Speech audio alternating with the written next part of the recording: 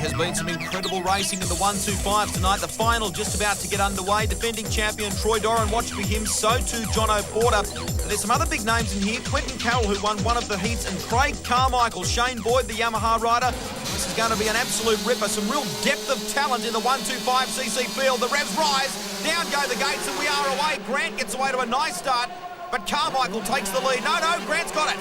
I think we're in for a great race here. The 125 racing's been terrific tonight. The track really suits the 125s. Well, the privateer from Wodonga, Paul Grant, has taken the lead. That is a great piece of riding by him so far, but he's got some incredibly talented factory riders snapping at his heels. Now, at the moment, Carmichael. Ooh, Carmichael's challenging. Actually, and Craig is actually qualified for both finals, 125 and 250. Shane Boyd struggling out of that right-hander there to get traction. There he is on bike 14, and that's Jono Porter. Oh, he's just had a little bit of an excursion off the track there. No harm done. Carroll, Quentin Carroll, who was one of the stars in Adelaide, in third at the moment. There's Carmichael sitting in second aboard the Kawasaki. Our leader, Paul Grant, doing a sensational job for Suzuki. This is very tight.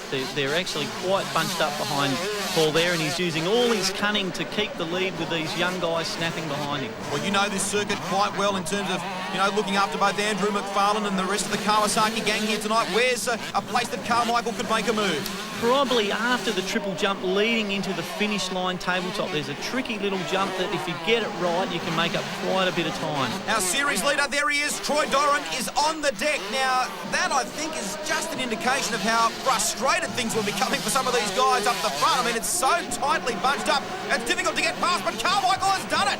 He was the man to do it, incredibly well positioned, and he's gotten past Paul Grant. That was a very good pass. You could see him setting himself up for the finish line tabletop to get a run on Paul in that section. He had that in his mind.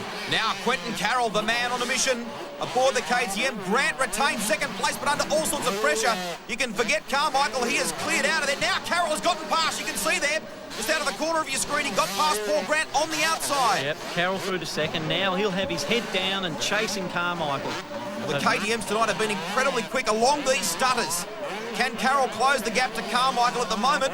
Carmichael's riding with extreme confidence.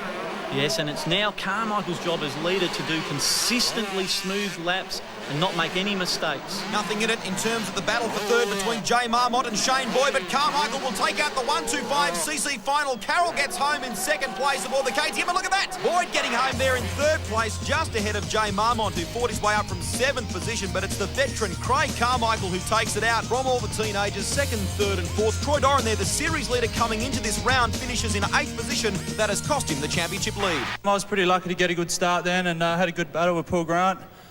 You really do need a good start on this track, and that's the only way to win. Let's take a look at the updated point score for you, and just 4 points separating the top three. Shane Boyd now the series leader from the defending champion Troy Doran. We go further back through the field. Craig Carmichael, who won tonight's race, on 14 points.